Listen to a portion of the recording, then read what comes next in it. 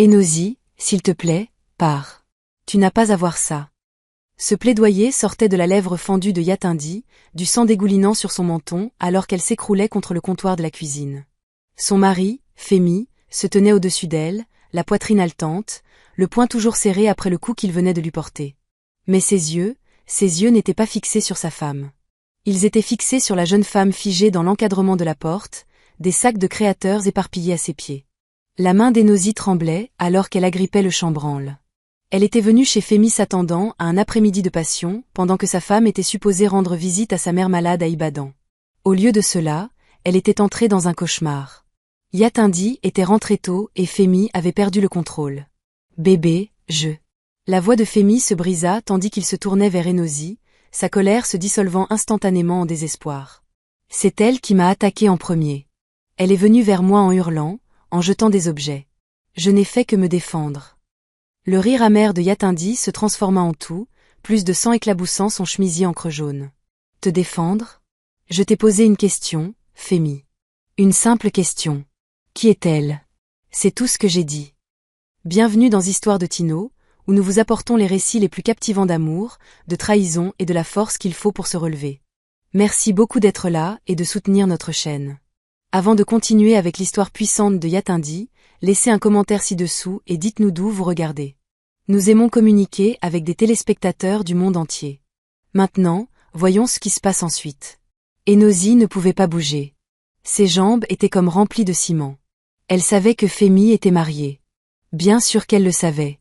Mais savoir et voir étaient deux choses entièrement différentes.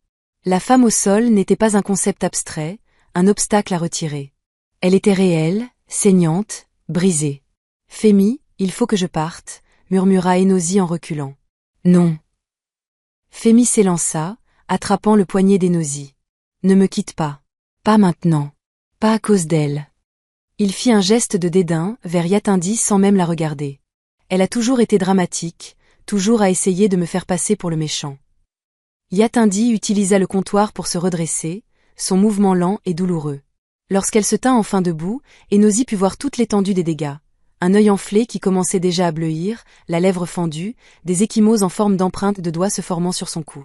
Ce n'était pas une femme qui avait attaqué la première. C'était une femme qui avait été battue. 14 ans, dit doucement Yatindi, sa voix étrangement calme maintenant. 14 ans que je t'ai donné 3 enfants. J'ai fait 2 boulots pour te payer ton MBA pendant que tu te cherchais. J'ai utilisé l'héritage de mon père pour acheter cette maison, pour lancer ton entreprise. Et ça, c'est comme ça que tu me rembourses? Femi lâcha le poignet d'Enosi et se retourna contre sa femme. Te rembourser? Tout ce que j'ai fait, je l'ai fait pour cette famille. Tu crois que c'est facile d'être marié à une femme qui me jette toujours ses réussites à la figure? J'ai acheté la maison. J'ai payé ton éducation. Moi. Qu'en est-il de ce que j'ai sacrifié? Que as-tu sacrifié? La question de Yatindi resta suspendue dans l'air comme une lame. La mâchoire de Femi se serra. Ma dignité, ma paix, mon bonheur. Tu as passé 14 ans à me faire sentir que je ne suis pas assez bien. Que je suis une sorte de cas de charité que tu as sauvé de la misère. Enosi regarda cet échange avec une horreur croissante. Ce n'était pas le Femi qu'elle connaissait. L'homme d'affaires charmant et prospère qui conduisait un Range Rover et l'emmenait dans les meilleurs restaurants de Lagos. L'homme qui l'appelait sa reine et lui promettait le monde. Ce Femi était quelqu'un d'autre entièrement, quelqu'un de terrifiant. Il faut que je parte, dit Enosi à nouveau, plus fermement cette fois. Elle se pencha pour ramasser ses sacs de courses, preuve de l'après-midi coûteux que Femi avait financé, sans doute avec l'argent de l'entreprise que sa femme avait lancée. Si tu franchis cette porte, c'est fini entre nous, menaça Femi, mais sa voix tremblait. Enosi fit une pause.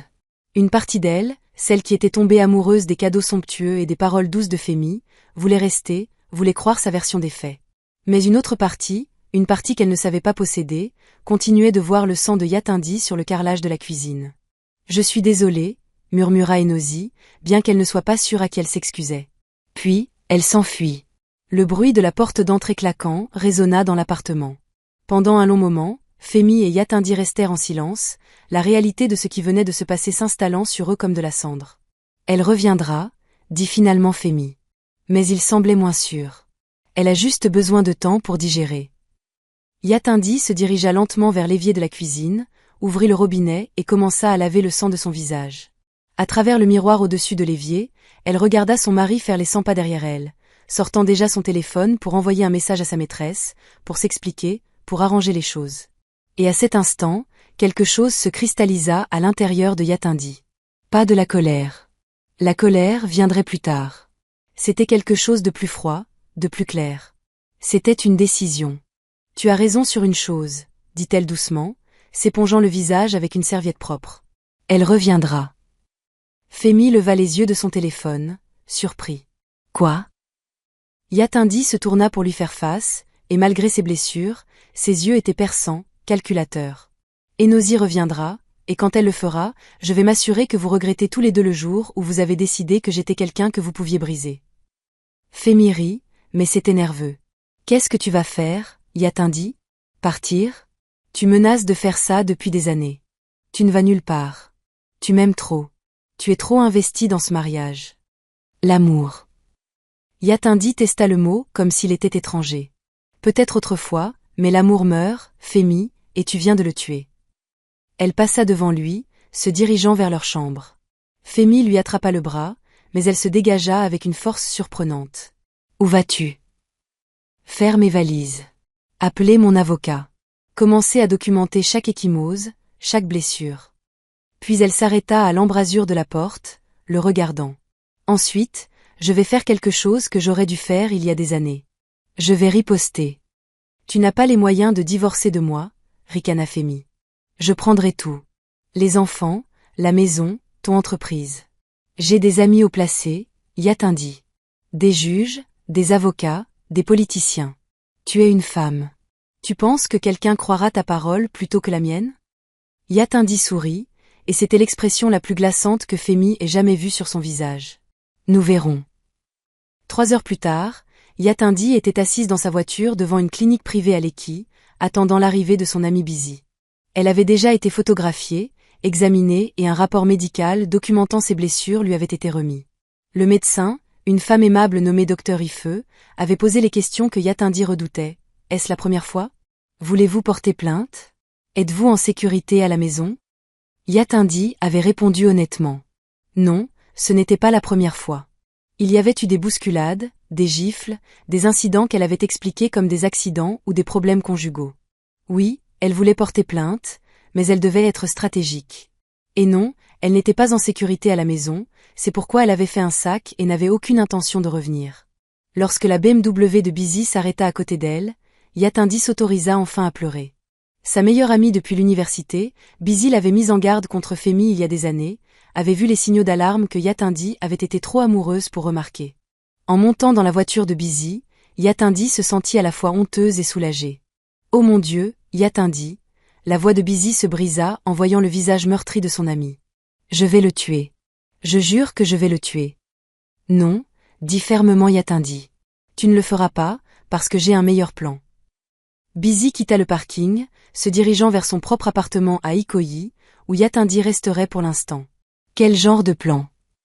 Yatindi ouvrit son téléphone et fit défiler jusqu'au contact qu'elle avait évité pendant des mois, un détective privé que Busy avait recommandé lors d'une de leurs nombreuses conversations à cœur ouvert sur le comportement suspect de Femi. Le genre de plan qui le détruit complètement, dit Yatindi. Femi pense qu'il a le pouvoir grâce à ses relations, mais il a oublié quelque chose d'important. C'est moi qui ai bâti son entreprise. C'est moi qui l'ai présenté à tous les contacts importants qu'il a. Je sais où tous les corps sont enterrés, Busy. Et j'ai fini de le protéger. Et Enosi? Demanda Busy. L'expression de Yatindi se durcit. Enosi a tout vu aujourd'hui. Elle a vu ce que Femi est vraiment. Et je parie que ça l'a plus effrayée qu'elle ne veut l'admettre.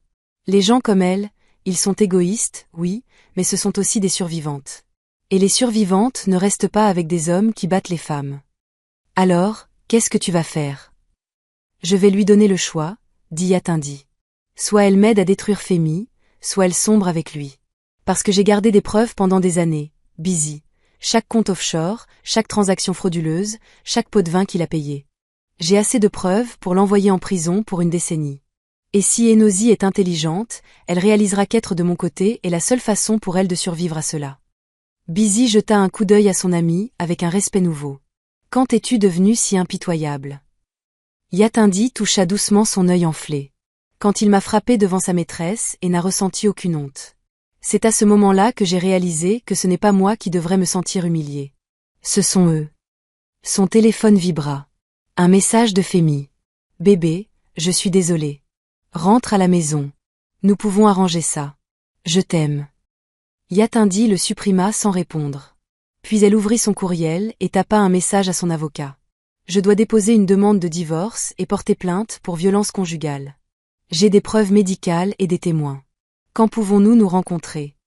Alors que la voiture de Busy naviguait dans la circulation de Lagos, Yatindi regardait les lumières de la ville par la fenêtre. Quelque part là-bas, Enosi était probablement en train de pleurer, confuse, peut-être même coupable. Et Femi était probablement en train de boire, de s'énerver, de planifier son prochain coup. Mais aucun d'eux ne savait ce qui arrivait.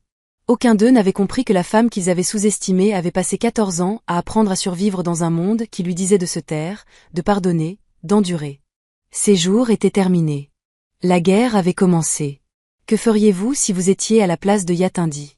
Avez-vous déjà eu à choisir entre le pardon et la vengeance? Laissez un like si cette histoire vous touche et commentez ci-dessous avec vos réflexions. N'oubliez pas de vous abonner et d'activer les notifications. Le prochain chapitre va vous choquer encore plus. Les mains d'Enosi tremblaient alors qu'elle se versait un 3e verre de vin. Son appartement de luxe à l'Equiphase 1, payé par Femi, bien sûr, ressemblait soudain à une cage. Chaque fois qu'elle fermait les yeux, elle revoyait ça. Le visage de Yatindi, le sang, les ecchymoses se formant en temps réel, et les yeux de Femi, froids et vides. Comme si frapper sa femme n'était qu'un autre inconvénient du mardi après-midi. Son téléphone n'avait pas cessé de vibrer depuis 3 heures. 52 appels manqués de Femi. 37 SMS, allant des excuses désespérées aux accusations de colère. Elle avait lu les premiers. Bébé, s'il te plaît, réponds. Je peux expliquer. Tu ne comprends pas comment elle est. Elle m'a poussé à ça. Vas-tu vraiment jeter ce que nous avons à cause d'une seule erreur? Réponds à ton téléphone, Enosi. Ce dernier message l'avait fait poser le téléphone face contre terre sur sa table basse. Une seule erreur. Il avait battu sa femme en la laissant inconsciente tout en appelant Enosi, bébé, dans le même souffle. Quel genre d'homme faisait ça? Le genre d'homme avec qui tu couches depuis 8 mois? Lui rappela cruellement une voix dans sa tête. Le genre d'homme dont tu as dépensé l'argent de sa femme. Enosi avala plus de vin, essayant de noyer la culpabilité. Elle savait que Femi était marié. Il avait été franc à ce sujet depuis le début. Enfin, sa version de la franchise. Mon mariage est mort, lui avait-il dit lors de leur première nuit au Rison Blue Bar. Nous ne sommes ensemble que pour les enfants. Elle ne me comprend pas comme toi. Enosi avait déjà entendu ces phrases de la part d'autres hommes mariés, mais Femi avait été différent, du moins le croyait-elle. Il était prospère, généreux, attentionné. Il l'avait emmené au Ghana pour un week-end, à Dubaï pour faire du shopping. Il lui avait promis qu'une fois que son plus jeune enfant aurait 18 ans, il quitterait Yatindi et l'épouserait correctement. J'ai juste besoin d'attendre le bon moment, avait-il dit. Ma femme est vindicative. Si je pars maintenant, elle prendra tout par dépit. Maintenant, Enosi se demandait sur quoi d'autre il avait menti. Son téléphone vibra à nouveau. Cette fois, ce n'était pas Femi. C'était un numéro inconnu. Contre son meilleur jugement, Enosi répondit « Allô ». La voix était calme, mesurée. « Enosi. C'est Yatindi. S'il te plaît, ne raccroche pas. » Le verre de vin d'Enosi lui glissa des mains, se brisant sur le sol en marbre. Un liquide rouge s'étala sur les carreaux blancs comme du sang. « Comment as-tu eu mon numéro? Est-ce important? » La voix de Yatindi était étonnamment ferme pour quelqu'un qui avait été battu quelques heures plus tôt. J'ai besoin de te parler en personne demain matin. Il y a un café appelé Enoyo sur Admiral Way, à 10 heures. Viendras-tu? Pourquoi ferais-je ça? Parce que ce que tu as vu aujourd'hui n'était que le début, l'interrompit Yatindi. Et si tu es intelligente, tu réaliseras que Femi est un homme dangereux. Pas seulement pour moi, pour toi aussi. 10 heures, Enosi. Je t'attendrai. La ligne se coupa. Enosi fixa son téléphone, son cœur battant la chamade. Rencontrer la femme de Femi était insensé. C'était un piège. Ça devait l'être. Yatindi voulait probablement la confronter correctement, peut-être même lui faire du mal comme Femi avait fait du mal à Yatindi. Mais une autre partie d'Enosi, la partie qui était devenue plus forte depuis qu'elle avait fui cet appartement, murmura, et si elle disait la vérité? Femi était assis dans son bureau, sa troisième bouteille de bière Star moite sur le bureau en acajou. La maison semblait immense et vide sans Yatindi et les enfants. Elle les avait emmenés Dieu sait où, et quand il avait appelé la maison de sa belle-mère à Ibadan, la vieille femme l'avait maudit en Yoruba si violemment qu'il avait réellement tressailli. Tu as mis la main sur ma fille, ma Yatindi, qui a tout abandonné pour toi. Puisses-tu ne jamais connaître la paix, Femi. Puisse chaque graine que tu plantes se transformer en poussière. Il avait raccroché avant qu'elle ne puisse finir sa malédiction, mais les mots persistaient comme de la fumée. Son téléphone sonna. Enfin, Enosi rappelait, mais quand il répondit, ce n'était pas sa maîtresse. C'était son partenaire commercial, Obina. Femi, nous devons parler maintenant. Obina, il est tard. Est-ce que ça peut attendre? Non, ça ne peut pas attendre. La voix d'Obina était vive. Je viens de recevoir un appel très intéressant de quelqu'un de la First Bank. Il gèle nos comptes d'entreprise en attendant une enquête. Quelque chose à propos d'irrégularités dans nos rapports trimestriels. Tu veux me dire ce qui se passe? Le sang de Femi se glaça. Quoi? C'est impossible. Qui a autorisé ça? La personne qui a co-signé tous nos comptes majeurs. Ta femme, Femi. Yatindi vient de déclencher un audit complet des finances de notre entreprise. La bouteille de bière glissa de la main de Femi, de la mousse se répandant sur le bureau. Elle ne peut pas faire ça. C'est juste une associée silencieuse. Elle n'a aucune autorité. Elle a toute l'autorité, cria Obina. Ou as-tu oublié qu'elle possède 60% de l'entreprise? Tu l'as convaincue de se taire, de te laisser gérer les choses, mais légalement, Femi, elle est l'actionnaire majoritaire, et maintenant elle exerce ses droits. Les auditeurs arrivent lundi. L'esprit de Femi s'emballa. Les comptes offshore, les notes de frais gonflées, les contrats qu'il avait attribués à ses amis en échange de pots de vin, l'argent qu'il siphonnait pour maintenir son style de vie avec Enosi. Si les auditeurs trouvaient quoi que ce soit de tout cela. Nous sommes morts, murmura-t-il. Non, tu es mort, corrigea Obina. Je te dis depuis 2 ans d'arrêter de voler l'entreprise.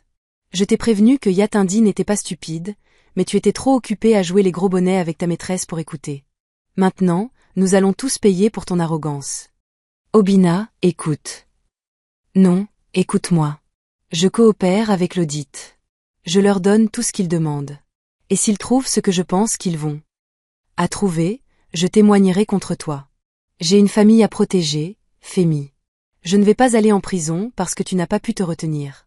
La ligne se coupa. Femi resta assis dans l'obscurité de son bureau, son monde soigneusement construit s'effondrant autour de lui. Yatindi n'était pas seulement en train de le quitter. Elle était en train de le détruire systématiquement, stratégiquement, et elle n'avait commencé que depuis quelques heures. Son téléphone vibra avec un SMS provenant d'un numéro inconnu. Ceci n'est que le premier jour. Quand j'aurai fini, tu n'auras plus rien. Ni ton entreprise, ni ta réputation, ni ta liberté. Tu aurais dû penser aux conséquences avant de lever la main sur moi. Dors bien, Marie. Les mains de Femi tremblèrent tandis qu'il répondait. Tu fais une erreur. Je prendrai les enfants. Je dirai à tout le monde que tu es une mère inapte. La réponse fut immédiate. Tu ne feras rien, car j'ai la preuve de tout, Femi. Chaque maîtresse, chaque nerf volé, chaque mensonge. Et si tu essaies de prendre mes enfants, je m'assurerai qu'ils voient exactement qui est leur père. Et c'est moi. Femi jeta son téléphone à travers la pièce, le regardant s'écraser contre le mur. Mais même si la rage le consumait, la peur s'insinuait. Parce qu'il connaissait sa femme, et Yatindi ne faisait jamais de menaces qu'elle ne pouvait pas mettre à exécution. Chez Busy, Yatindi était assise à la table de la salle à manger, son ordinateur portable ouvert, des dossiers étalés autour d'elle comme des armes. Son ami était finalement allé se coucher, mais Yatindi ne pouvait pas dormir. Il y avait trop à faire. Elle avait déjà contacté la banque, déclenché l'audit et envoyé des copies des documents frauduleux de Femi à son avocat. Ensuite, elle rédigea un courriel à la Commission des crimes économiques et financiers, EFCC, détaillant les comptes offshore suspects qu'elle avait découverts 6 mois auparavant. Elle ne l'avait pas encore envoyé. C'était son option nucléaire, réservée au cas où Femi essaierait de se battre de manière déloyale. Son téléphone affichait l'échange de SMS avec Femi, et malgré tout, voir ses menaces désespérées lui fit esquisser un sourire sombre. Pendant des années, il l'avait contrôlée par l'intimidation et la manipulation. Maintenant, les rôles étaient inversés, et il découvrait à quoi ressemblait le véritable pouvoir. Un léger coup à la porte de la chambre d'amis la fit lever les yeux. Busy se tenait là en chemise de nuit, tenant 2 tasses de chocolat chaud. Tu ne pouvais pas dormir non plus? Demanda Busy, s'asseyant en face de son ami. Trop d'adrénaline, admit Yatindi, acceptant la tasse. Je n'arrête pas de penser que je vais me réveiller et que tout cela ne sera qu'un cauchemar. Ou tu vas te réveiller et réaliser que tu es devenue la guerrière que tu étais destinée à être, rétorqua Busy. Elle fit un geste vers les dossiers. Je te connais depuis 20 ans, Yat. Cette version de toi, celle qui riposte, elle a toujours été là. Femi a juste passé 14 ans à essayer de l'enterrer.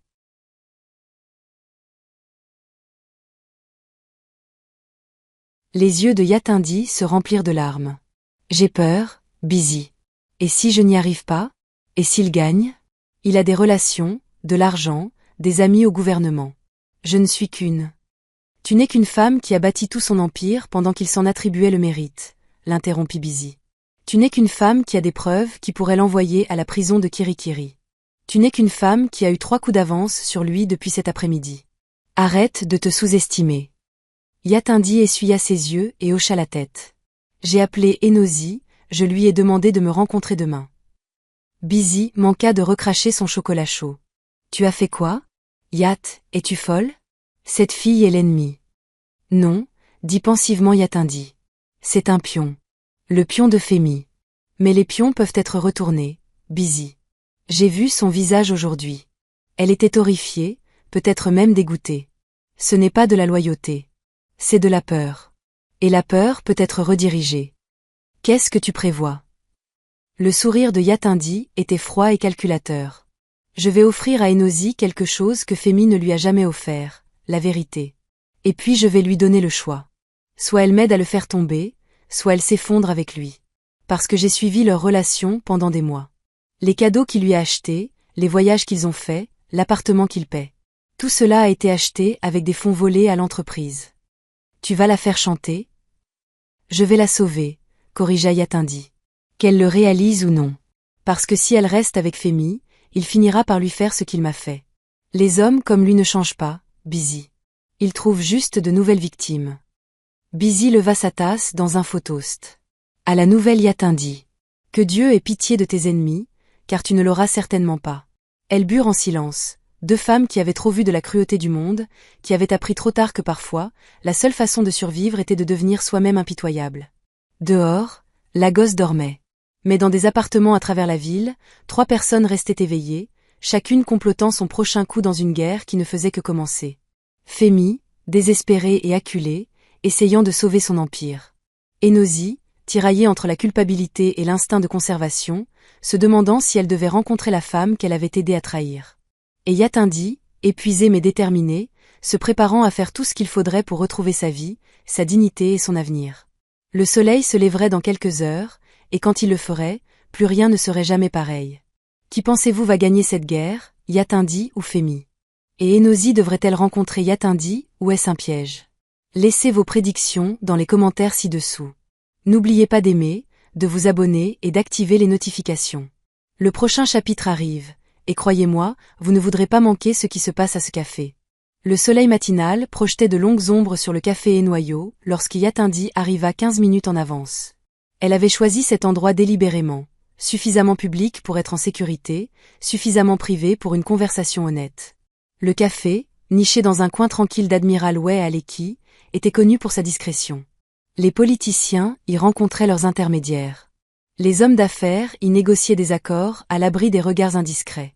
Et aujourd'hui, une femme allait rencontrer la maîtresse de son mari. Yatindi avait passé 1 heure ce matin-là à couvrir ses ecchymoses avec du maquillage. L'enflure autour de son œil avait légèrement diminué, mais la décoloration bleu-violet était toujours visible sous le correcteur. Elle voulait qu'Enosi la voie. Voulait qu'elle se souvienne du genre d'homme qu'était Femi. Elle commanda un cappuccino et s'assit à une table de coin, le dos au mur, une vieille habitude datant de l'époque où elle gérait l'entreprise de sécurité de son père, avant que Femi ne la persuade de tout abandonner pour la vie de famille.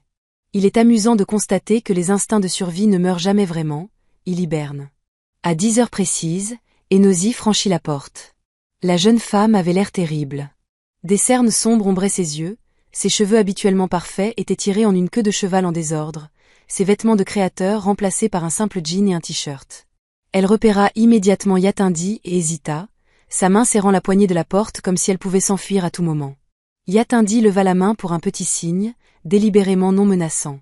Merci d'être venu. S'il vous plaît, asseyez-vous. Enosi s'approcha lentement, avec méfiance, comme quelqu'un qui marchait dans un piège. Elle s'assit en face de Yatindi, mais garda son sac à main sur ses genoux, prête à courir. Je ne sais pas pourquoi je suis ici. Si, vous le savez, dit doucement Yatindi. Vous êtes ici parce que ce que vous avez vu hier vous a effrayé. Et vous voulez savoir si l'homme avec qui vous avez couché est celui que vous pensiez qu'il était, ou celui que vous l'avez vu devenir. La mâchoire d'Enosi se serra. Il a dit que vous l'aviez provoqué, que vous l'aviez attaqué en premier. Est-ce que j'ai l'air de l'avoir attaqué? Yatindi inclina son visage, laissant la lumière du matin éclairer son œil meurtri, sa lèvre fendue. Est-ce que cela ressemble au visage de quelqu'un qui a porté le premier coup? Enosi détourna le regard, la honte colorant ses joues. Je ne sais pas ce que vous attendez de moi. Des informations. Et peut-être, si vous êtes intelligente, une alliance. Une alliance. Le rire d'Enosi était amer. Madame, je couche avec votre mari depuis 8 mois. Pourquoi voudriez-vous une alliance avec moi? Yatindi prit une gorgée de son cappuccino, choisissant ses mots avec soin. Parce que vous n'êtes pas mon ennemi, Enosi. Vous êtes aussi sa victime. Vous ne le savez tout simplement pas encore. Je ne suis pas une victime. Je savais dans quoi je m'engageais. Vraiment? Yatindi se pencha en avant. Saviez-vous que Femi a eu 7 maîtresses au cours des 10 dernières années? Saviez-vous que la dernière, une fille nommée Adiza, a fini à l'hôpital après qu'il l'ait poussée dans un escalier? Saviez-vous que l'appartement dans lequel vous vivez, la voiture que vous conduisez, les voyages de shopping à Dubaï, tout cela a été payé avec l'argent qu'il a volé à l'entreprise que j'ai construite? Le visage d'Enosi devint pâle. Vous mentez. Est-ce que je mens? Yatindi sortit son téléphone et le fit glisser sur la table. Sur l'écran se trouvait un rapport financier montrant des transferts du compte de l'entreprise vers le compte personnel de Femi, puis vers le loyer d'Enosi, les paiements de sa voiture, ses cartes de crédit. Ce sont des relevés bancaires, Enosi, des documents légaux. Vous avez vécu grâce à de l'argent volé. Et quand les auditeurs termineront leur enquête, ce qu'ils feront d'ici la semaine prochaine, vous serez interrogé en tant que complice. Complice? Je n'ai rien volé. Non, mais vous avez bénéficié du vol. Aux yeux de la loi, cela vous rend complice. Yatindi laissa cette information s'installer avant de continuer. À moins, bien sûr, que vous ne coopériez à l'enquête.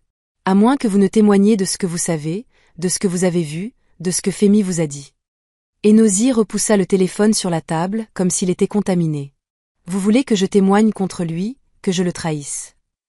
Je veux que vous vous sauviez, corrigea Yatindi. Femi est en train de tomber, Enosi.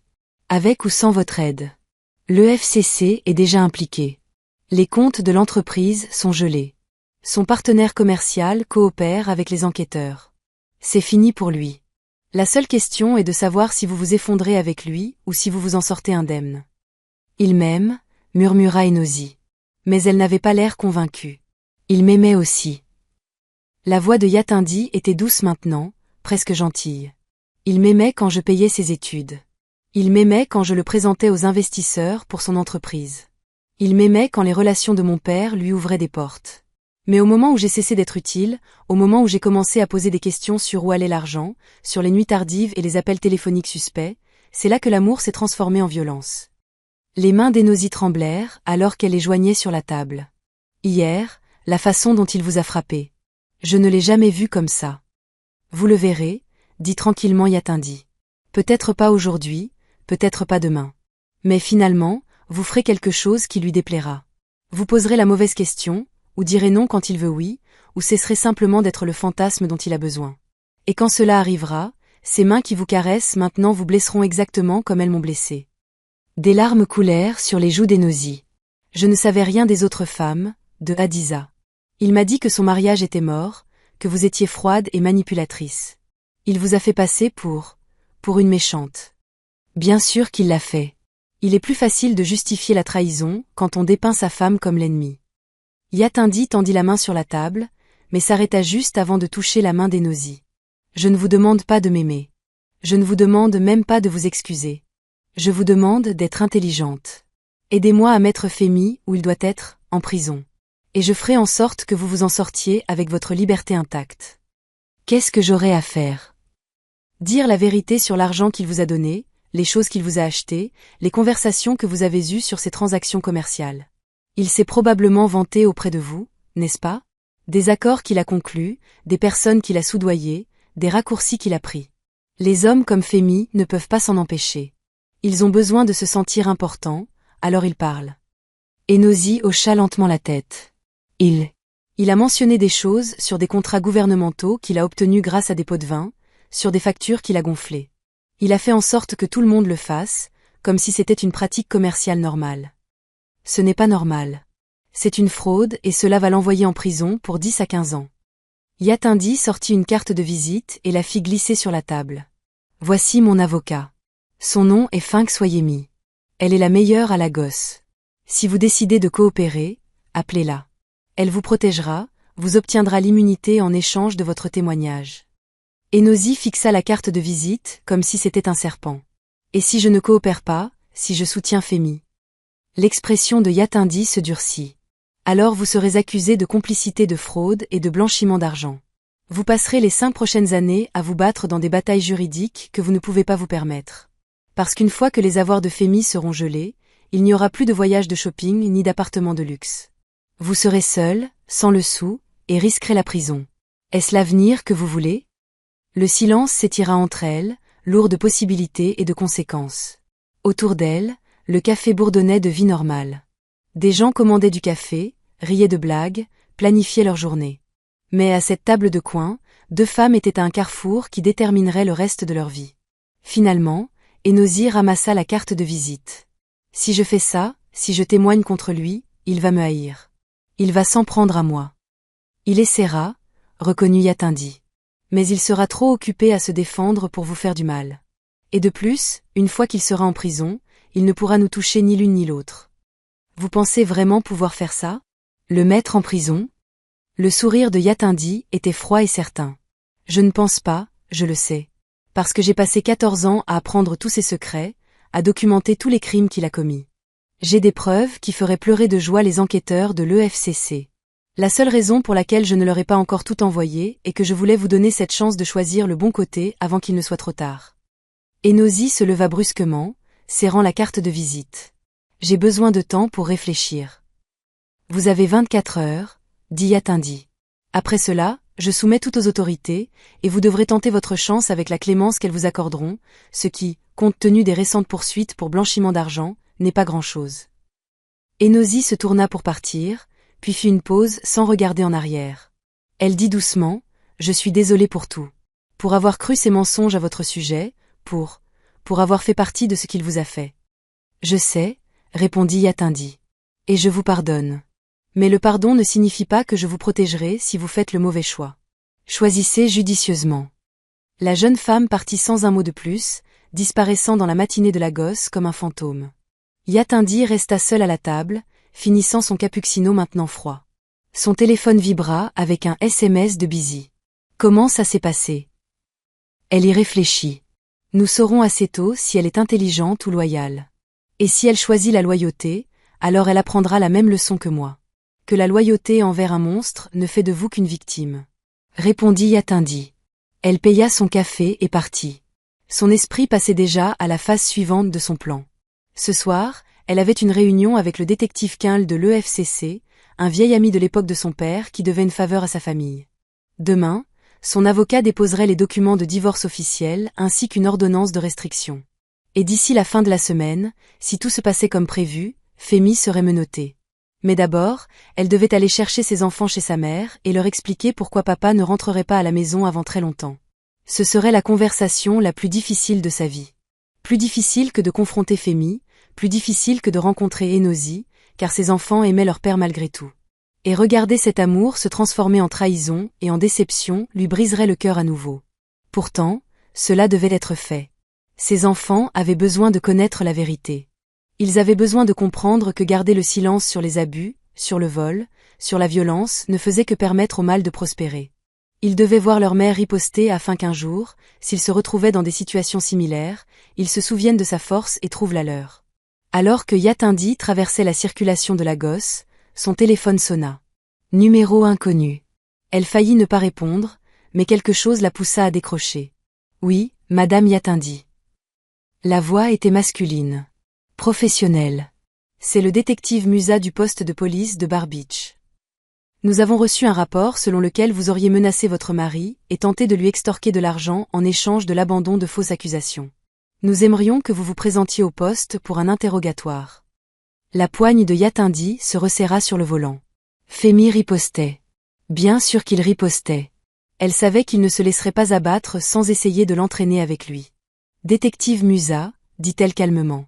Je suis heureuse de venir au poste, mais j'amènerai mon avocat.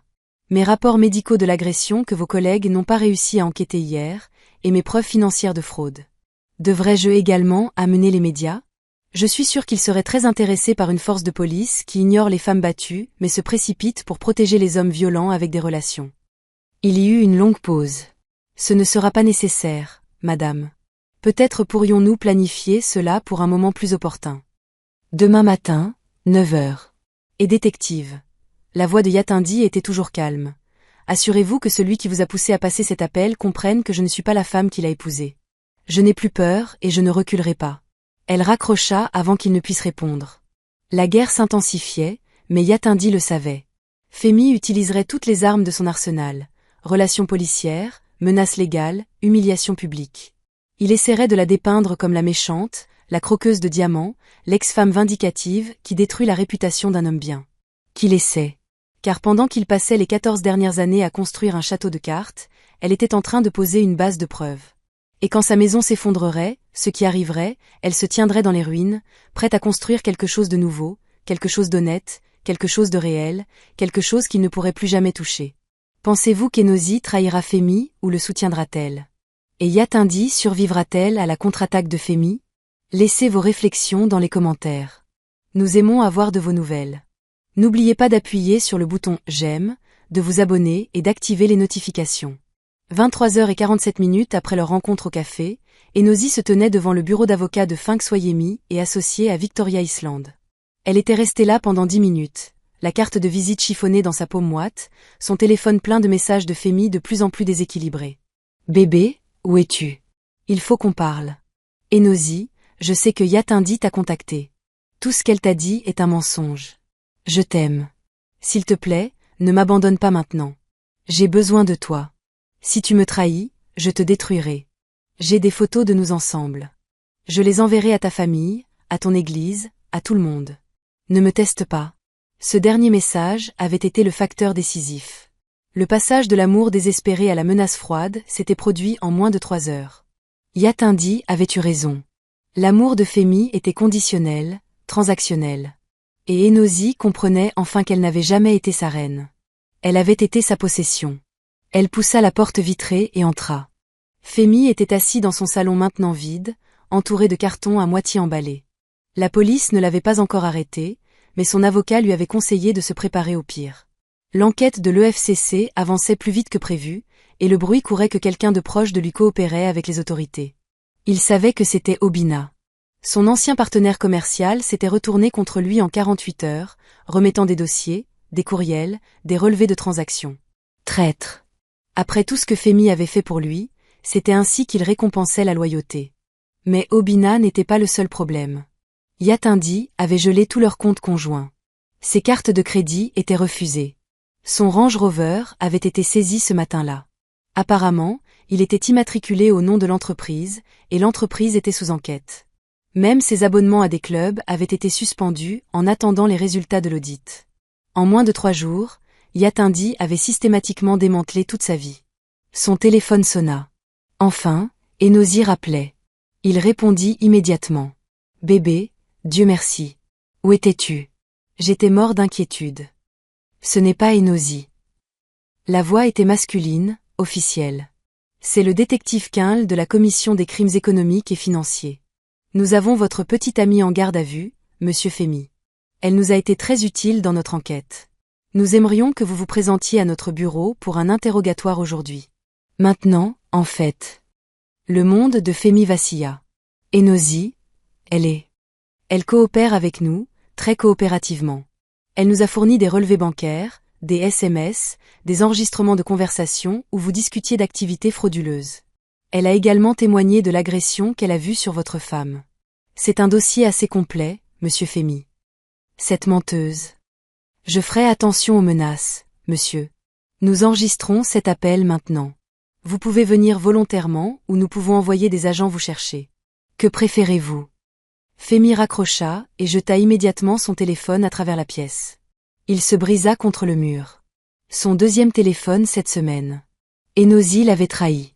Après tout ce qu'il lui avait donné, chaque cadeau, chaque promesse, chaque moment d'affection, elle avait choisi le camp de Yatindi. Il attrapa ses clés de voiture, puis se rappela qu'il n'avait plus de voiture. Il appela un Uber, puis réalisa que son compte bancaire était gelé et qu'il ne pouvait pas payer. Il se tenait au milieu de sa maison vide, comprenant vraiment pour la première fois qu'il était piégé. La voix de sa mère résonna dans sa tête, datant d'une conversation il y a des années.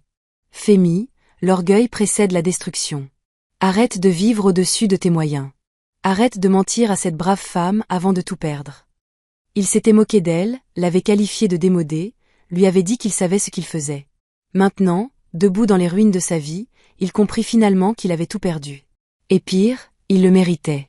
Au siège de l'EFCC, Enosi était assise dans une petite salle d'entretien, les mains serrées autour d'une tasse de thé qu'elle n'avait pas touchée. Elle était là depuis 4 heures, répondant à des questions, signant des déclarations, remettant des preuves.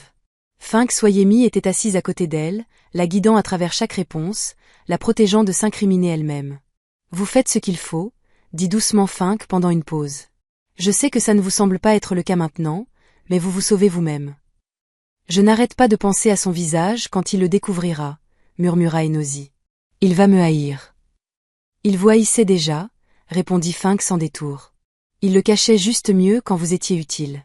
Les hommes comme Fémy n'aiment pas les femmes, Enosi. Ils nous collectionnent comme des trophées et nous jettent lorsque nous perdons notre éclat. » Le détective Quinle revint avec une autre pile de documents. « Mademoiselle Enosi, nous avons besoin que vous identifiez ces transactions. Ce sont des transferts du compte offshore de monsieur Fémy à divers destinataires. Reconnaissez-vous certains de ces noms ?» Enosi se pencha en avant, parcourant la liste. Son propre nom apparaissait plusieurs fois, mais il y en avait d'autres aussi. Adiza, Zénab, Bizi. Attendez, pas l'ami de Yatindi, Bizi, une autre Bizi. 5 femmes différentes, toutes recevant des paiements réguliers au cours des 7 dernières années. Il les payait toutes, souffla Enosi. Il semble que oui. C'était un bienfaiteur assez généreux, avec de l'argent volé, bien sûr. Le sourire du détective Quinle était sombre. Vous n'étiez pas spéciale, mademoiselle Enosi. Vous n'étiez que le modèle actuel. L'humiliation était totale. Enosi avait cru qu'elle était différente, spéciale, celle qui ferait finalement quitter sa femme à Fémy. Mais elle n'était qu'un autre nom sur une longue liste de femmes qu'il avait utilisées et finirait par jeter. « Je veux témoigner », dit-elle soudain, sa voix plus forte maintenant. « Monsieur, pas seulement à propos de l'argent, à propos de tout. L'agression dont j'ai été témoin, les choses qu'il m'a dites sur le fait de soudoyer des fonctionnaires, la façon dont il m'a manipulé, m'a menti. Je veux que tout soit enregistré. » Fink lui serra la main avec approbation. « C'est ma fille. » Yatindi se tenait dans la chambre temporaire de ses enfants chez sa mère à Ibadan, les regardant dormir. Tunji Junior. 14 ans, Yatindi 2, 11 ans, et le petit Seguin, tout juste 8 ans. Ils avaient pleuré quand elle avait expliqué que papa avait fait de mauvaises choses, qu'il avait fait du mal à maman et volé de l'argent, qu'il pourrait aller en prison. Mais papa nous aime, avait sangloté Seguin. Il nous emmène manger de la glace, il joue au football avec nous, papa n'est pas méchant. Comment expliquer à un enfant que les gens peuvent être les deux? Que leur père pouvait être à la fois un père aimant et un monstre? Que l'homme qui les bordait la nuit était le même homme qui battait leur mère? Votre père a fait des choix, avait finalement dit Yatindi, s'agenouillant devant son plus jeune. De mauvais choix qui font du mal aux gens. Et quand on fait du mal aux gens, il y a des conséquences. Ce que papa a fait est mal, et il doit faire face à ses conséquences. Mais cela ne veut pas dire qu'il ne vous aime pas. Cela signifie simplement que son amour n'a pas suffi à l'empêcher de faire de mauvaises choses. Maintenant, les regardant dormir, elle se demandait si elle avait dit les bonnes choses. La pardonnerait-il d'avoir détruit leur père? Comprendrait-il quand il serait plus âgé? Ou lui en voudrait-il d'avoir enlevé la version de Fémy qu'il connaissait et de l'avoir remplacée par la vérité? Son téléphone vibra. Un SMS du détective Quinle. Enosi a coopéré. Coopération totale.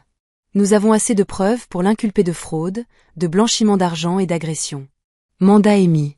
Les agents se déplacent pour l'arrêter d'ici l'heure. Les mains de Yatindi tremblèrent en lisant le message. C'était ça. Le moment vers lequel elle travaillait depuis 3 jours. Justice, justification, liberté. Alors pourquoi se sentait-elle si vide?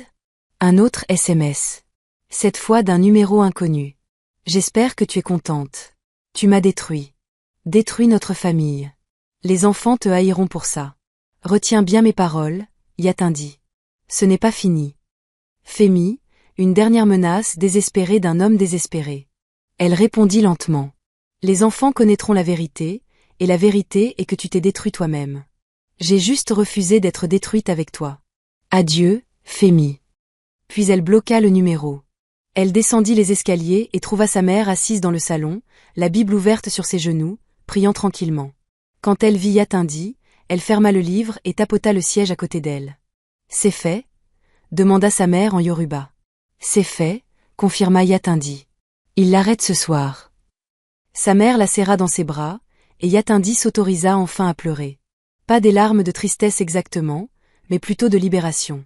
14 ans de souffle retenu, de marcher sur des œufs, de se faire plus petite pour qu'il se sente plus grand. Tout cela s'échappa. Tu as fait ce qu'il fallait, murmura sa mère. C'était difficile, mais juste. Ton père serait fier. Je suis fière. Les enfants iront bien. Les enfants sont résilients. Ils pleureront le père qu'ils croyaient avoir, et finalement ils comprendront pourquoi tu as fait ça, pourquoi tu devais faire ça. Sa mère recula, caressant le visage de Yatindi. Tu leur as donné le plus beau cadeau qu'une mère puisse offrir. Tu leur as montré que personne, pas même quelqu'un que l'on aime, n'a le droit de te faire du mal. Tu leur as appris à se valoriser. Cela vaut plus qu'un père qui leur aurait appris à accepter les abus. Yatindi hocha la tête, essuyant ses larmes. J'ai peur, maman. Et si je ne peux pas faire ça toute seule? Et si je ne suis pas assez forte? Tu as été assez forte pour survivre 14 ans avec cet homme. Tu es assez forte pour n'importe quoi maintenant. Sa mère sourit. D'ailleurs, tu n'es pas seule. Tu m'as. Tu as Busy. Tu as tes enfants. Et surtout, tu t'as toi-même. La Yatindi qui a bâti une entreprise à partir de rien. La Yatindi qui a fait face à son mari et à sa maîtresse. Cette femme peut tout gérer. Une voiture s'arrêta dehors. Quelques instants plus tard, Busy fit irruption, essoufflée et souriante. C'est dans toutes les nouvelles. Femi a été arrêté. Ils appellent ça l'une des plus grandes affaires de fraude d'entreprise de l'année. Elle tendit son téléphone à Yatindi. Le titre se lisait « Homme d'affaires de Lagos arrêté pour fraude de 500 millions de Naira ». Les preuves de sa femme font tomber l'empire. En dessous, une photo de Femi menottée. Son visage était un masque de rage et d'humiliation. Des policiers l'encadraient. En arrière-plan, des journalistes criaient des questions. Les caméras clignotaient. C'était fini. Vraiment, vraiment fini. Comment te sens-tu? Demanda Busy, étudiant le visage de son ami. Yatindi y réfléchit. Comment se sentait-elle? Pas triomphante exactement. Pas victorieuse. Plutôt libre, comme si elle avait porté un rocher en haut d'une montagne pendant 14 ans, et qu'elle avait finalement atteint le sommet et l'avait laissé rouler. J'ai l'impression de pouvoir respirer, dit-elle finalement. Pour la première fois depuis des années, j'ai l'impression de pouvoir respirer. Busy leva un verre imaginaire. À la respiration, à la liberté, au prochain chapitre de ta vie, qui sera tellement meilleur que le précédent. Elles se serrèrent dans leurs bras. 2 femmes qui avaient traversé des guerres différentes, mais des guerres néanmoins, et avaient survécu pour raconter l'histoire. À l'étage, l'un des enfants s'agita, appelant de l'eau. Yatindi alla s'occuper d'eux, sa mère et Busy la suivant. Alors qu'elle bordait Seguin, lui caressait les cheveux, l'embrassait sur le front, elle fit une promesse silencieuse. Elle reconstruirait. Non seulement sa vie, mais elle-même. Elle montrerait à ses enfants ce à quoi ressemblait la force, l'intégrité, et le refus d'être une victime. Elle transformerait sa douleur en but, son traumatisme en témoignage. Et un jour, quand ses enfants seraient plus grands et lui poseraient des questions sur cette époque, sur le choix qu'elle avait fait de mettre leur père en prison, elle leur dirait la vérité. Parfois, aimer signifie lâcher prise. Parfois, protéger signifie poursuivre en justice. Parfois, la chose la plus courageuse que vous puissiez faire est de vous sauver vous-même, car vous ne pouvez pas verser d'une tasse vide. Vous ne pouvez pas apprendre aux enfants à se valoriser si vous ne vous valorisez pas vous-même. Et vous ne pouvez pas construire un avenir en vous accrochant à un passé toxique. Femi avait fait ses choix. Maintenant, il allait faire face aux conséquences. Et Yatindi, elle était enfin libre de faire les siens. Yatindi a gagné cette bataille. Mais la guerre est-elle vraiment terminée? Que pensez-vous qu'il va se passer ensuite? Femi essaiera-t-il de se venger depuis la prison? Enosi trouvera-t-elle la paix après sa trahison? Laissez vos prédictions ci-dessous. N'oubliez pas d'aimer cette vidéo, de vous abonner à Histoire de Tino et d'appuyer sur la cloche de notification. 6 mois plus tard, Yatindi était assise à la haute cour de Lagos, regardant le procès de Femi se dérouler comme une pièce de théâtre qu'elle avait écrite, mais qu'elle n'avait jamais voulu voir jouer. Il avait l'air différent maintenant, plus mince, plus gris, l'arrogance qui le définissait autrefois, remplacée par quelque chose de plus dur, de plus désespéré. La tenue de prison orange ne lui allait pas comme les costumes de créateurs autrefois. Leurs regards se croisèrent à travers la salle d'audience. Et pendant un instant, Yatindi vit un éclair de l'homme qu'elle avait épousé il y a 20 ans. Jeune, ambitieux, plein de rêves. Avant que l'argent ne le corrompe, avant que le pouvoir ne le rende cruel, avant que la violence ne devienne son langage. Puis la lèvre de Femi se retroussa en un ricanement et ce fantôme disparut. C'était celui qu'il était devenu, celui qu'il avait peut-être toujours été sous le charme. L'accusation appelle Madame Yatindi Oladipo à la barre, annonça le procureur. Yatindi se leva, lissant sa robe bleu marine. Elle s'était habillée de manière sobre, professionnelle, voulant que le jury voie une femme de substance, pas une ex-femme vindicative. Alors qu'elle se dirigeait vers la barre des témoins, elle sentit le poids d'une centaine de regards. Le juge, le jury, les journalistes encombrant la galerie publique, la famille de Femi au dernier rang, qui l'avait traité de tous les noms imaginables au cours des derniers mois. Et au premier rang, son système de soutien. Sa mère, Busy, son avocat, Fink, et étonnamment, Enosi. La jeune femme s'était présentée sans prévenir ce matin-là, prenant place à côté de Busy, malgré les murmures que cela provoquait. Madame Oladipo, commença le procureur, pouvez-vous expliquer à la cour votre rôle dans la fondation d'Oladipo Enterprises? Yatindi s'était préparée pour ce moment, l'avait répété avec Fink des dizaines de fois, mais maintenant sous serment.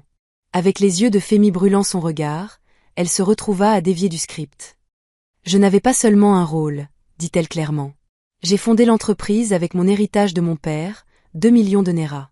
J'ai développé le plan d'affaires, obtenu les contrats initiaux grâce à mes relations familiales et géré les opérations pendant les 5 premières années. Mon mari a rejoint l'entreprise plus tard, après que j'ai déjà établi la réputation de l'entreprise. Et quelle a été la contribution de Monsieur Femi à l'entreprise au début? Son charme, sa capacité à réseauter, à faire en sorte que les gens l'aiment. Il était bon à ça, à faire croire aux gens en lui. Sa voix ne portait aucune amertume, seulement un constat.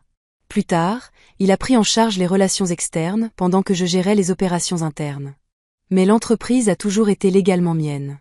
Je possédais 60%, il en possédait 40%. Saviez-vous que votre mari s'était livré à des activités frauduleuses? Ce fut la question cruciale. Celle qui pouvait l'impliquer ou la disculper. Non, dit fermement Yatindi. J'ai découvert des irrégularités 6 mois avant notre séparation. Des fonds manquants, des dépenses inexpliquées. Quand je l'ai confronté, il m'a dit que j'étais paranoïaque, que je ne comprenais pas les affaires. Il m'a fait douter de mon propre jugement. Elle marqua une pause, regardant Femi directement. C'est ce que font les agresseurs. Ils vous font remettre en question la réalité, jusqu'à ce que vous ne puissiez plus faire confiance à votre propre esprit. Objection. L'avocat de Femi se leva d'un bond. Le témoin fait des commentaires personnels. Retenu, statua le juge. Madame Oladipo, veuillez vous en tenir aux faits. Les faits, poursuivit Yatindi, sont que lorsque j'ai finalement enquêté correctement, j'ai trouvé des comptes offshore dont j'ignorais l'existence. Des contrats attribués par le biais de pots de vin, du blanchiment d'argent par le biais de sociétés écrans. Et j'ai tout documenté avant de le confronter, car je savais que si je n'avais pas de preuves, personne ne me croirait. Les femmes mariées à des hommes puissants, nous sommes toujours celles qui ne sont pas crues. Le procureur hocha la tête. Et que s'est-il passé lorsque vous l'avez confronté avec ces preuves? La main de Yatindi toucha inconsciemment sa joue, se souvenant, il m'a agressé devant sa maîtresse. Et à ce moment-là, j'ai réalisé quelque chose. Il me volait depuis des années. Pas seulement de l'argent, ma dignité, ma confiance, mon sens de soi. Et j'ai décidé que j'en avais assez de me faire voler. Des murmures parcoururent la salle d'audience. Le juge frappa de son maillet pour obtenir le silence. Plus de questions, dit le procureur, satisfait. L'avocat de Femi se leva pour le contre-interrogatoire. Un homme mince aux yeux perçants nommé Damalola. Madame Oladipo, n'est-il pas vrai que vous avez toujours ressenti de la rancune face au succès de votre mari? Que vous ne supportiez pas de le voir devenir le visage d'une entreprise que vous avez lancée. Non, répondit calmement Yatindi. J'étais fière de lui. Je voulais qu'il réussisse. Je ne voulais tout simplement pas qu'il réussisse en volant notre entreprise et en mettant en péril les moyens de subsistance de nos employés. Mais vous avez également bénéficié de cet argent volé, n'est-ce pas? L'appartement de luxe, les voitures, le style de vie. Je vivais dans une maison que j'ai achetée avec mon propre héritage. Je conduisais une voiture que j'ai achetée avant même de le rencontrer. Et le style de vie auquel vous faites référence était financé par mes revenus d'entreprise légitime. La voix de Yatindi resta ferme. Contrairement à votre client, je n'ai jamais eu besoin de voler pour me sentir réussir. Vous êtes une femme éconduite qui cherche à se venger. Je suis une femme qui cherche la justice, interrompit Yatindi. Il y a une différence. La vengeance aurait été de divulguer ses crimes à la presse et de détruire sa réputation sans procédure régulière. La justice est de s'asseoir ici sous serment, de dire la vérité et de laisser la loi décider de son sort. Damalola essaya plusieurs autres angles, mais Yatindi avait passé des mois à se préparer pour cela.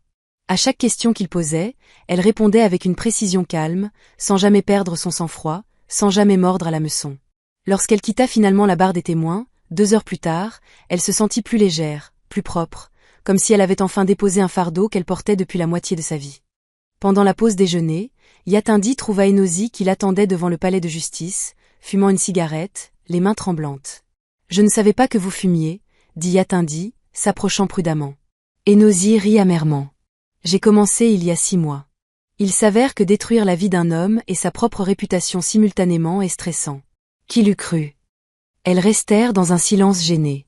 2 femmes liées par la destruction du même homme, incertaines de la manière de se comporter l'une envers l'autre en dehors de ce contexte. « Merci d'être venu, » dit finalement Yatindi. « Vous n'étiez pas obligé. »« Si, je l'étais. » Enosi écrasa sa cigarette. « Vous m'avez sauvé la vie, Yatindi. » Littéralement. Le procureur m'a dit que si je n'avais pas coopéré, je serais assise à côté de Femi en ce moment, faisant face aux mêmes accusations. Alors oui, je devais venir pour vous soutenir et pour me rappeler pourquoi j'ai fait le choix que j'ai fait. Comment allez-vous vraiment? Le sourire d'Enosi était triste. Ruiné, au chômage, vivant chez ma sœur parce que mon appartement de luxe a été saisi.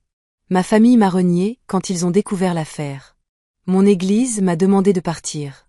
Je suis fondamentalement une paria sociale. Elle marqua une pause. Mais je suis en vie et je suis libre et je ne suis pas en prison.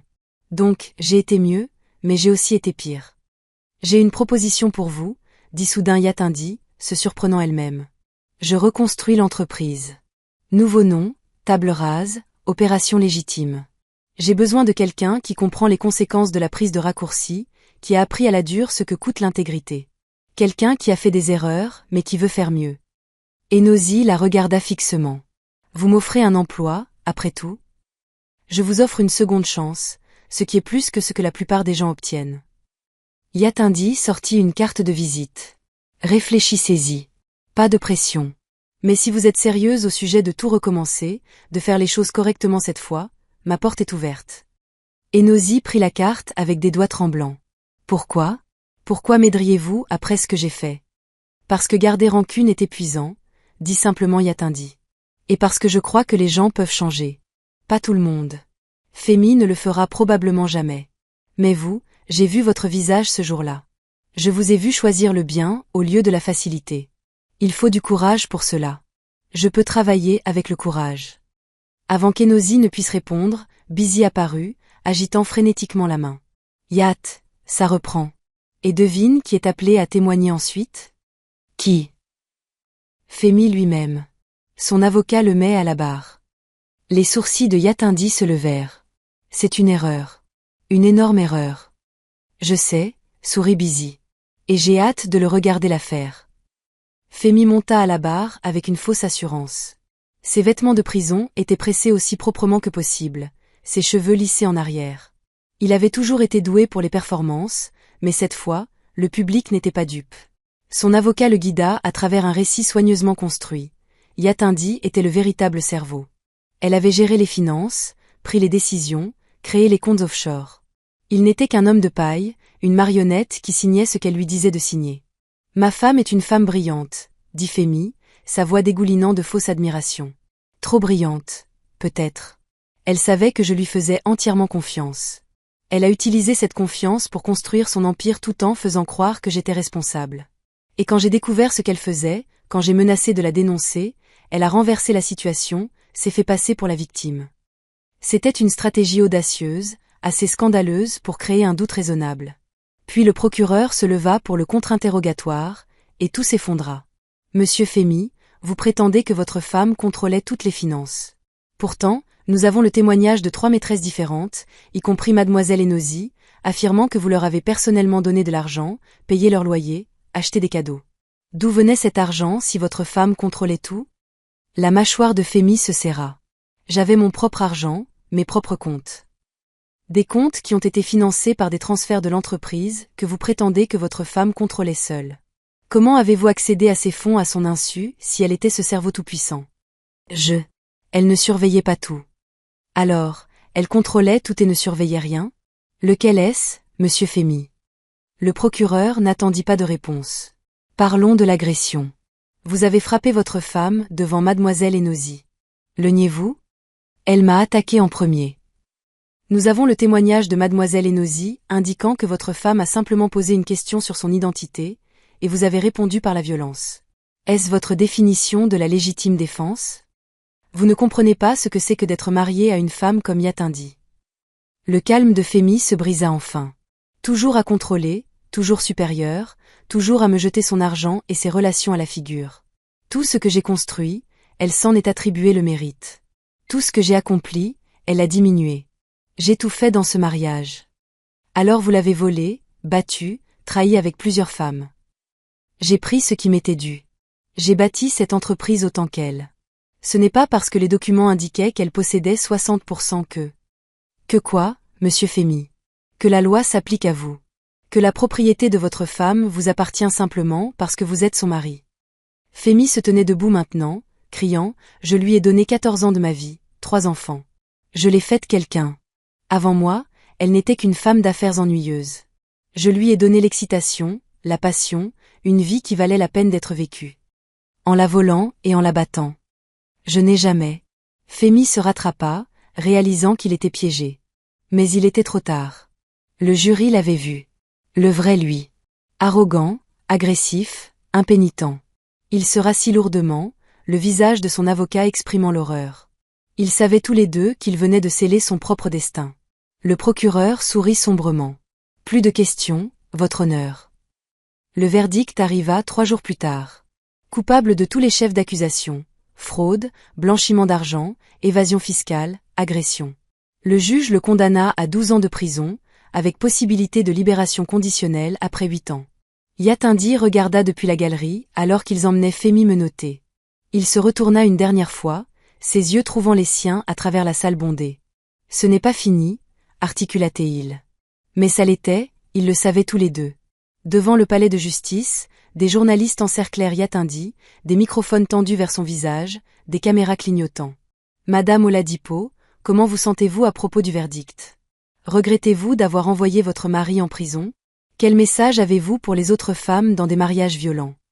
Yatindi se tenait sur les marches du palais de justice, flanqué de Fink et Bizi, et choisit ses mots avec soin. Je ne regrette pas d'avoir cherché la justice. Je regrette que la justice ait été nécessaire. Je regrette que l'homme que j'aimais ait choisi le crime plutôt que le caractère, la violence plutôt que le respect, l'ego plutôt que la famille. Elle marqua une pause, regardant directement les caméras. Aux femmes qui regardent cela et qui se trouvent dans des situations similaires, votre silence protège votre agresseur, pas vous-même. Votre loyauté envers quelqu'un qui vous blesse n'est pas de l'amour. C'est de l'autodestruction. Vous méritez mieux. Vos enfants méritent mieux, et il n'est jamais trop tard pour vous choisir vous-même. Détestez-vous votre ex-mari? Yatindi réfléchit à la question. Non, la haine exige de se soucier. Je ne ressens plus rien pour lui, sauf de la pitié. Il avait tout. Une famille qu'il aimait, une entreprise prospère, un avenir plein de possibilités. Et il a tout gâché parce qu'il ne pouvait pas s'arrêter de vouloir plus, de prendre plus, de blesser plus. Ce n'est pas de la force, c'est de la faiblesse. Et je ne gaspille plus mon énergie pour les hommes faibles. Elle tourna le dos et descendit les marches, son système de soutien se refermant autour d'elle. Derrière elle, le palais de justice se dressait comme un monument à la justice. Imparfaite, lente, mais finalement rendue. Fémi allait en prison. Yatindi rentrait chez elle, et pour la première fois en 14 ans, elle avait l'impression que la maison était un endroit où elle pouvait respirer. La justice a été rendue, mais le voyage de Yatindi n'est pas encore terminé. Peut-elle vraiment reconstruire sa vie? Fémi acceptera-t-il la défaite, ou trouvera-t-il des moyens de la blesser derrière les barreaux? Et quelle est la suite pour Enosi? Laissez vos réflexions ci-dessous, aimez, abonnez-vous et activez les notifications pour le prochain chapitre. L'histoire est sur le point de prendre un tournant inattendu. 3 ans s'étaient écoulés depuis le procès, et Yatindi reconnaissait à peine sa propre vie. Elle se tenait dans son nouveau bureau, plus petit qu'avant, mais entièrement le sien, surplombant la marina de Lagos. L'entreprise qu'elle avait reconstruite à partir de zéro, Oladipo Legacy Enterprises, était florissante. Contrats légitimes, transactions honnêtes, une équipe d'employés qui la respectait plutôt que de la craindre. Enosi avait accepté son offre d'emploi et s'était avérée inestimable. La jeune femme s'était transformée de maîtresse en gestionnaire, sa connaissance intime des pièges de l'entreprise la rendant étonnamment efficace en matière de conformité. Elles n'étaient pas amies, pas exactement, mais elles avaient développé un respect mutuel né d'un traumatisme partagé et de seconde chance. Madame Oladipo frappa son assistante. Vos enfants sont là. Le cœur de Yatindi se gonfla. Ses 3 enfants entrèrent, maintenant âgés de 17, 14 et 11 ans. Tunji Junior avait la taille de son père, mais le regard stable de sa mère. La petite Yatindi était devenue farouchement protectrice envers sa mère, et Seguin, le doux Seguin, avait réappris à sourire après 2 ans de thérapie. Maman. Seguin lui serra la taille. On a eu nos bulletins, que des A. Je suis si fière de vous. Elle embrassa son front, puis regarda ses aînés. Comment gérez-vous tout ça, vous deux? Tunji Junior haussa les épaules, ce geste d'adolescent d'indifférence feinte, mais ses yeux étaient troublés. Papa a envoyé une autre lettre. L'estomac de Yatindi se serra. Les lettres de Fémi avaient commencé à arriver il y a 6 mois, manipulatrices, accusatrices, parfois menaçantes. Elle avait arrêté de les lire après les 3 premières, mais ses enfants, dans leur loyauté mal avisée, le faisaient toujours. Qu'est-ce qu'elle disait? Qu'on se retourne contre lui. Que si on était de vrais enfants, on lui rendrait visite en prison. La voix de Tunji Junior se brisa. Maman, est-ce qu'on est méchant de ne pas vouloir le voir? Yatindi le serra fort. Ce garçon en train de devenir un homme qui portait trop de culpabilité. Non, mon chéri. Vous vous protégez. Ce n'est pas méchant. C'est de la survie. Mais c'est notre père, murmura la petite Yatindi. Ça ne veut rien dire. Ça veut dire qu'il vous a donné la vie, dit prudemment Yatindi. Mais ça ne veut pas dire que vous lui devez votre paix. Votre santé mentale est plus importante que ses sentiments. Quand vous serez plus âgé, si vous voulez avoir une relation avec lui, ce choix vous appartiendra. Mais en ce moment, vous avez le droit de guérir. Ils s'assirent ensemble dans son bureau, cette famille reconstruite à partir de décombres, et parlèrent de l'école, des amis, de choses normales. Yatindi avait appris que la guérison n'était pas linéaire. Certains jours étaient plus difficiles que d'autres. Mais ces moments où ils riaient ensemble sans ombre valaient tout. Après que les enfants furent partis avec sa mère pour des glaces, Enosi frappa à la porte ouverte. Vous avez 1 minute? Bien sûr. Qu'est-ce qui ne va pas? Enosi s'assit, tordant nerveusement ses mains. J'ai rencontré quelqu'un. Un homme bien. Il sait tout de mon passé, l'affaire, le procès, tout. Et il veut quand même être avec moi. Yatindi sourit sincèrement. C'est merveilleux, Enosi. Vraiment? Et si je gâche tout? Et si je suis à nouveau attirée par le mauvais type d'homme? Et si? Elle s'arrêta, des larmes se formant. Et si je suis brisée? Vous n'êtes pas brisée, dit fermement Yatindi. Vous avez fait des erreurs. Vous avez appris d'elle. C'est ce qu'on appelle la croissance, pas le dommage. Cet homme, est-ce qu'il vous respecte? Soutient vos objectifs? Vous fait sentir en sécurité? Oui, tout ça. Alors donnez-vous la permission d'être heureuse. Le passé ne vous définit pas, à moins que vous ne le laissiez faire. Yatindi se pencha en avant. Je reconstruis ma vie. Vous reconstruisez la vôtre. Nous méritons toutes les deux la joie après tout ce que nous avons traversé. Enosi essuya ses yeux. Comment avez-vous fait? Pour laisser tomber la colère? J'ai toujours des cauchemars à propos de ce jour. Thérapie. Beaucoup de thérapie. Et comprendre que s'accrocher à la colère, c'était comme boire du poison et s'attendre à ce que Fémi meure. Il est en prison. Je suis libre. Pourquoi devrais-je le laisser occuper de l'espace dans ma tête gratuitement? Yatindi marqua une pause. La colère a servi son but. Elle a alimenté mon combat. Mais une fois que j'ai gagné, j'ai dû la relâcher. Sinon, je serais toujours sa prisonnière, juste d'une manière différente. Son téléphone vibra. Un SMS de Busy. Allume les infos tout de suite. Yatindi attrapa la télécommande, allumant la télévision dans son bureau. Le titre la fit se figer, l'homme d'affaires condamné Femi Oladipo, hospitalisé après une agression en prison. État critique. La voix du journaliste remplissait la pièce. Des sources affirment qu'Oladipo a été attaqué par d'autres détenus après avoir prétendument tenté d'orchestrer des activités criminelles depuis les barreaux. Il est actuellement aux soins intensifs à l'établissement médical de la prison d'État de Lagos. Enosi Alta. Oh mon Dieu! Est-ce va-t-il? Je ne sais pas, dit doucement Yatindi, ses émotions un enchevêtrement confus. Elle devrait ressentir de la satisfaction, de la justification, mais à la place, elle ne ressentait rien. Le vide. Son téléphone sonna. L'avocat de Femi. Elle laissa l'appel aller à la messagerie vocale. Puis sa mère appela. Yatindi, tu as vu? Les enfants? Ne leur dis pas encore. Laisse-moi réfléchir. Yatindi pressa ses doigts contre ses tempes. Même maintenant, même après tout, le chaos de Femi se répercutait dans sa vie. Qu'est-ce que vous allez faire? Demanda Enosi. Yatindi regarda la ligne d'horizon de Lagos, cette ville qui avait été témoin de sa destruction et de sa renaissance. Rien. Je ne vais absolument rien faire. Ces choix l'ont mené ici. Ces actions ont des conséquences, et j'ai fini de nettoyer ces dégâts. Mais s'il meurt? Alors mes enfants pleureront le père qu'ils voulaient qu'ils soient, et je les aiderai à traverser cela. Mais je n'irai pas lui rendre visite. Je ne lui donnerai pas la satisfaction de me voir me soucier. Elle se tourna vers Enosi. Nous lui avons survécu une fois. Nous survivrons à cela aussi. Son téléphone vibra à nouveau. Cette fois, un numéro inconnu. Contre son meilleur jugement, elle répondit.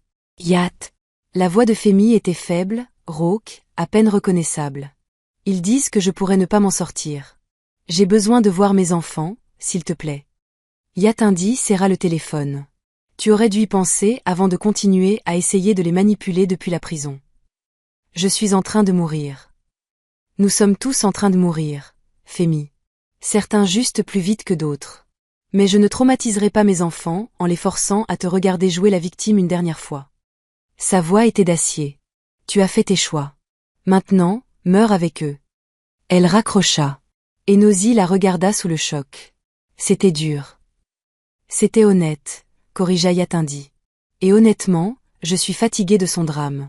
La prison était censée être la fin, mais il ne peut même pas me laisser en paix dans son châtiment. Et si les enfants découvrent que vous avez refusé de les laisser le voir?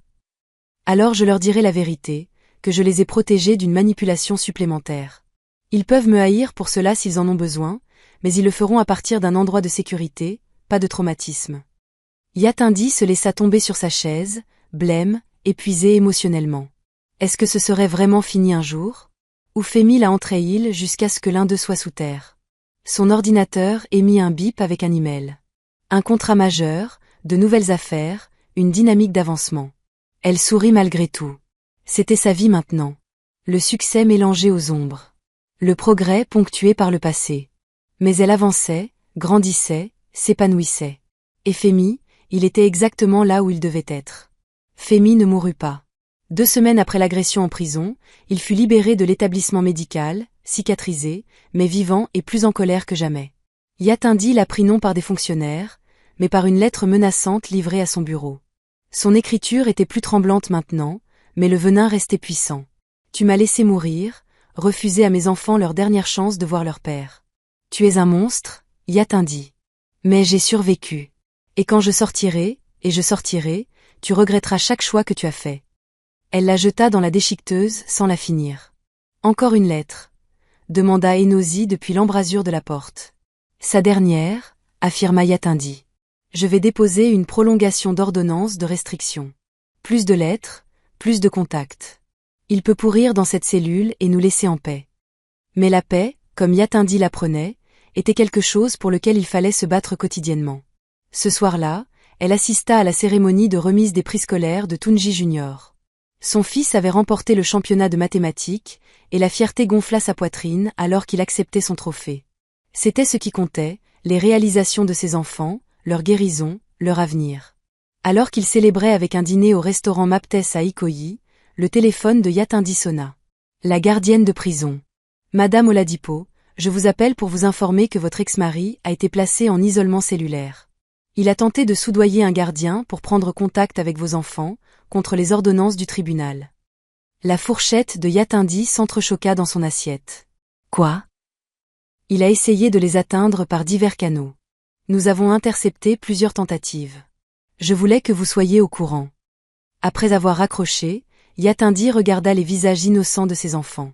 Il riait de quelque chose que Seguin avait dit, enfin insouciant, et Femi essayait toujours d'empoisonner ce bonheur. Maman? Tunji Junior remarqua son expression. Qu'est-ce qui ne va pas? Elle força un sourire. Rien, mon bébé. Juste des trucs de travail. Parle-moi encore de ton projet de maths. Mais plus tard cette nuit-là, seule dans sa chambre, Yatindi prit une décision. Elle ne pouvait pas vivre dans la peur de l'ombre de Femi pour toujours. Elle avait besoin d'une conclusion. Une vraie conclusion. Pas pour lui, pour elle-même. Le lendemain matin, contre l'avis de tout le monde, Yatindi se rendit à la prison de sécurité maximale de Kirikiri. Busy avait explosé en l'apprenant. Tu es folle? Pourquoi lui donner ce qu'il veut? Je ne lui donne rien, répondit calmement Yatindi. Je reprends la dernière part de pouvoir qu'il a sur moi, ma peur. La prison était exactement aussi sinistre qu'elle l'avait imaginé. Des murs gris, des barbelés, l'odeur du désespoir. Elle s'assit dans la salle des visiteurs, les mains jointes, le cœur étonnamment calme. Quand ils firent entrer Femi, elle le reconnut à peine. La prison avait enlevé son arrogance, ne laissant que quelque chose de creux et de brisé. Des cicatrices traversaient son visage suite à l'agression. Son uniforme de prison pendait lâche sur sa silhouette diminuée. Il s'assit en face d'elle, les yeux se remplissant de larmes. « Yat, tu es venu. »« Ce n'est pas une réconciliation, dit-elle immédiatement. Je suis ici pour dire adieu correctement. Enfin, les enfants ne sont plus ton problème. Tu as perdu ce privilège lorsque tu as essayé de les manipuler depuis la prison. » Sa voix était glaciale. « Je suis venu te dire face à face, tu n'as plus aucun pouvoir sur moi. Aucun contrôle, aucune influence. Tu es un souvenir que je choisis d'oublier. » Les larmes de Femi se transformèrent en colère. « Je suis leur père. » « Tu étais leur père. Maintenant, tu n'es que l'homme qui a blessé leur mère et volé sa propre entreprise. C'est ça, ton héritage, Femi. Pas le succès, pas le charme, juste la cruauté et les conséquences. »« Je t'aimais, » murmura-t-il désespérément. « Non, » corrigea Yatindi. « Tu aimais ce que je pouvais te donner. Mon argent, mes relations, ma volonté de me sacrifier pour tes rêves. Mais tu ne m'as jamais aimé, la personne réelle. Tu ne sais même pas qui je suis. J'ai fait des erreurs. »« Tu as fait des choix, » rétorqua-t-elle. Elle se leva. « Et je fais les miens. Je choisis la paix. Je choisis mes enfants. Je choisis une vie où tu n'existes pas à Dieu, Femi. Je ne reviendrai pas. » Elle se tourna pour partir et sa voix se brisa derrière elle. « Tu ne trouveras jamais quelqu'un de mieux que moi. Tu vieilliras seul et tu le regretteras. » Yatindi s'arrêta à la porte, regardant en arrière une dernière fois. « Je préfère être seule pour le reste de ma vie que de passer une seconde de plus à être diminuée par toi. Tu m'as au moins appris ça. Merci pour cette leçon. » Elle sortit sans regarder en arrière. Sur le parking, elle s'assit dans sa voiture et pleura, non pas de tristesse, mais de libération. Des années de peur, de colère et d'émotion non résolues s'échappèrent jusqu'à ce qu'elle soit vide, propre. Son téléphone vibra. Un SMS de sa mère. « Les enfants veulent savoir si tu seras à la maison pour le dîner. Seguin prépare ses fameux spaghettis. » Yatindi sourit à travers ses larmes et répondit « Dis-lui que j'arrive. Et que je l'aime. Je vous aime tous. » Alors qu'elle s'éloignait de la prison de Kirikiri, elle ne regarda pas dans le rétroviseur. Cette partie de sa vie était terminée. Vraiment, enfin terminée. La route à venir était incertaine. Mère célibataire, reconstruire la confiance avec ses enfants, naviguer dans sa nouvelle identité. Mais elle était sienne. Authentiquement, complètement sienne. Et c'était suffisant. Yatindi a fait face à son démon et est repartie victorieuse. Mais Femi acceptera-t-il la défaite? Et qu'est-ce qui attend Yatindi dans le prochain chapitre de sa vie?